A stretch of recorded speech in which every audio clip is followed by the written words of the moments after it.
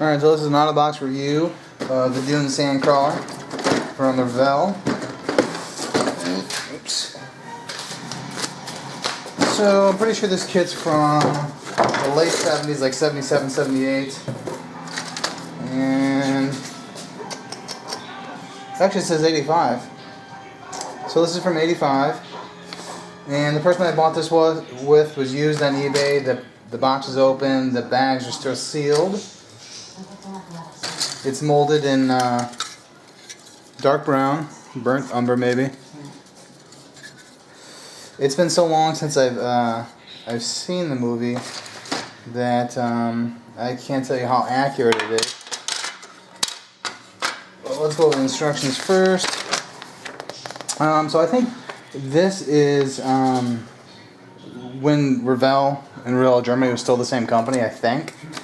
In the first picture, it tells you, it gives you the sprue picture, which isn't that common in American models. And there's a few fiddly bits. This, I believe, is the front drive section. It has,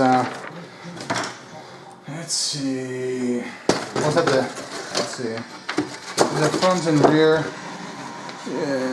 right here. This is not the drive section, there's another one in the back here. This, I think, is the undercarriage for here. Then you have, doesn't say what it is, and it's been so long since I've seen the movie. I watched it like a bajillion times when I was a teenager, or, a younger teen, but I haven't seen it since then. I think like once, since I had kids, I've watched it. So here's the front, the bow, and it's the rear. That's the rear. These are the large sand tires, and how these go together. There's two large tires, and the pins are incredibly small. If you look at, let's see right there, the pins on this model are really damn small. This might be the oldest kit I've ever built, so I don't know if this is how it was in the 70s and 80s. That's how kits were. I've never built a kit this old or seen one this old, so I don't know. But that's the left or right drive wheel, the sand tire. And there's another one that's installed on the sprue. And then this is, I'm not sure what the term is, but a functional model, which means the wheels and whatnot can move if you choose to do so. These are right here, so you actually plug the tires into here. And then the rear tire, which is right there, is the same way. Maybe I'll show you this first. So as you assemble it, here's the front section, clear cockpit, two sand tires, which are right here. Then the rear drive tire, and the cockpit's there. And let's see. So here's where you input the stuff, so you can have the left and right wheels work. And then here is, that's the clear part. It's actually kind of a cool clear part. I haven't seen one like this. It's slightly frosted, or smoked, slightly smoked.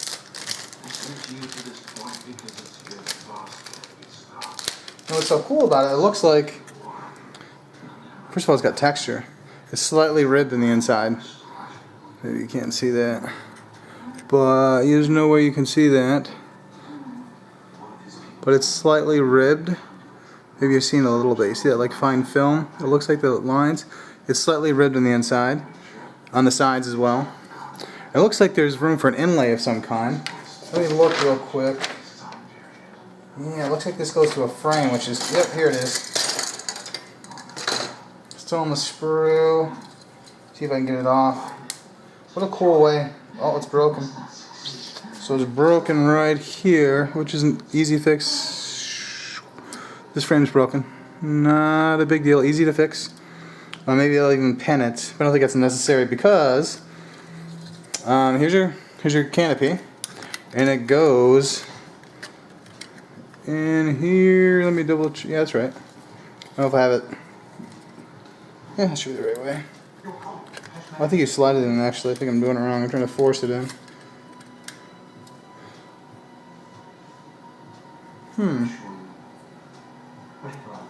Look at the instructions. It actually has a. So let's see. Oh, it's like this. Doesn't that look all weird? Why does the whole thing look reversed? Oh, it goes like that. That's how I had it, isn't it?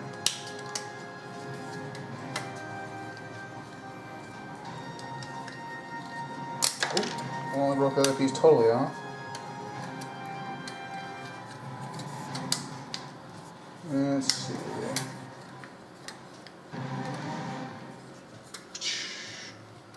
Alright. So here it is without any glue. And you see the part, the brown part, opaque, goes, sets right inside that recess part. Here's the recess part. This is the one that was broken. The other part just broke off. You just put it right back in, not a big deal. I was a little too rough with it too. So you may want to be careful. Although this was broke, I was too rough with it. Don't force it in. It was kind of a hurry because it was on the camera, but it seems like it fits really good. Any gaps? Like it looks like there's a little bit of a gap right here. Just some canopy glue should be good. But what a great way to do a canopy. I think some of the Bandai kits, I've never bought one, but I've seen some reviews. The Bandai kits will give you two options for like the Star Wars kits will give you two options. You can have just a frame with no glass, or the glass, the transparent glass with the frame in there, and you'll have to mask it off. I don't know why more kits aren't like this. I know some are too small, like, I don't know, why couldn't you do it with a TIE Fighter? I mean, it seems to be real easy. Trying to think of one that's complicated maybe you wouldn't do. I mean, what, a 72nd scale X-Wing is kind of small, so maybe you wouldn't do it with that.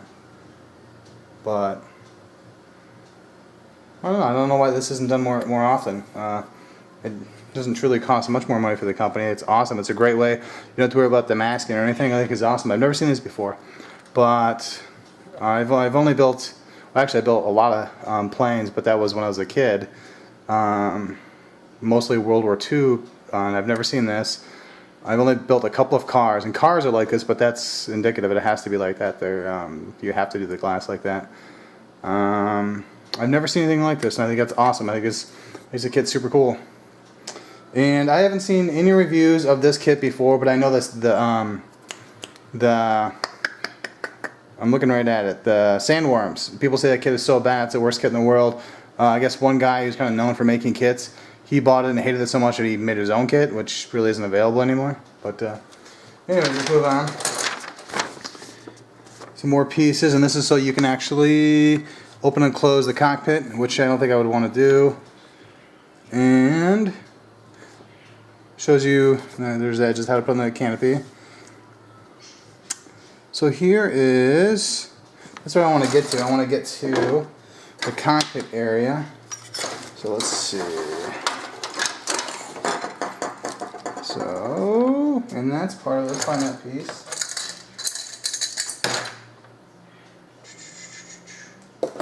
Not a whole lot of pieces in here. Most of them have all fallen off the sprue. I'm looking for one for the cockpit. There it is, I think. Nope.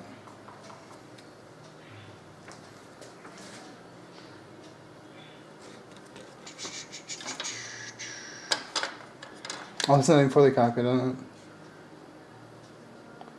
Oh, yeah, it is.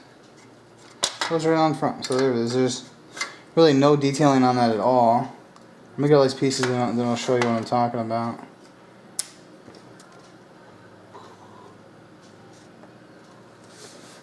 Let me double check that this goes on there, because that's pretty silly if it does. That's where that goes. There's that. Canopy. No glue. Okay. If that's indicating, the diagrams is weird. They omit some parts and they reverse them. Like the seat, or actually they're the upside down. When it's supposed to. Oh, maybe that is how it's supposed to go. Because that goes like that. Okay, it doesn't make sense then. Oh, so this goes from the back.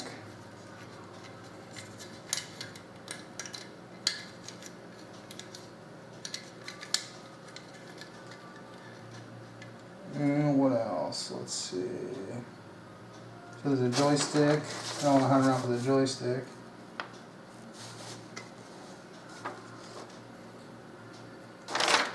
Okay, so here's how bad the cockpit is. Let me see if I can pull the joystick real quick, because this is maybe the worst cockpit I've ever seen. Let's see. There it is. Okay, so here's the cockpit. And make sure I get the orientation correct. So here is the rear, here is the front, here's the two seats, and then this piece inserts in here like that. Let me show you how bad this is. So if I move a little bit, you can see the light going through there, right? You see the light? What it is when you put the cockpit on there, the cockpit goes in there, it has like two latches that go in, and then they clamp down here, put a part over that, so you can open and close the cockpit. So there's always a hole and there's always a hinge that, again, I haven't seen the movie in a while, but I'm sure that's not how it was. And your joystick goes right here. So you're laying down right here. Here's your back, your feet. I guess you cut off your lower legs when you drive this, and then your hinges are right here. So there's no way. Even if you would think that somehow you get orientated like this, no, that doesn't make any sense. The joystick's there. So this cockpit's got to be out of scale in some capacity, or something's not right. Maybe this piece can be omitted. So if you want to light up the canopy, which is obviously what I was going to do, you're going to have to do some scratch building. Definitely some scratch building, redoing some stuff. Maybe the seats are such the wrong scale that they need to be removed and rebuilt, or maybe that's not it. I'm going to look when I get around to building this at that. Generally speaking, Dune, there wasn't a whole lot of lighting or whatnot. Even the orthopter, there wasn't much lighting, but that's just from my memory. So you don't have to do too much. But I don't want to just paint this and have it just sit there and do nothing. I plan on putting this in some kind of base that is a sand type base, or what I really want to do is do something with what do they call the factory, the spice factory, the spice carrier is what it was, like the weird trapezoidal V thing that went down and pulled them up. At the end, I think when Paul was out there with his father, it came down. It looks kind of like a big trapezoid. Actually, I think maybe a picture of it. Maybe some instructions. All right.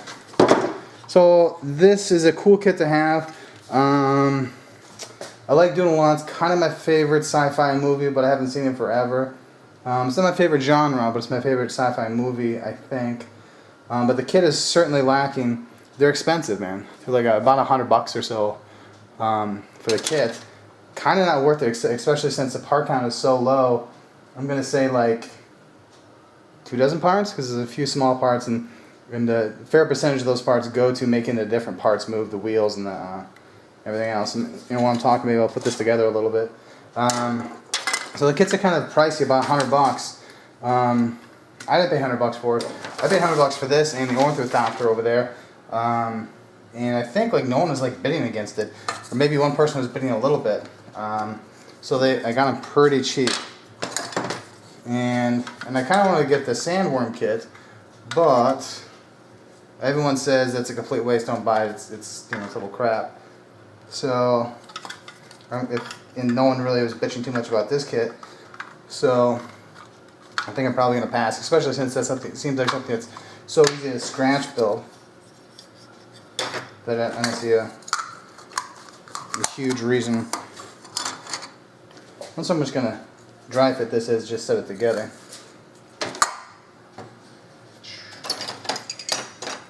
So you can kind of get an idea of the size. That goes back there. Maybe there's a piece on top.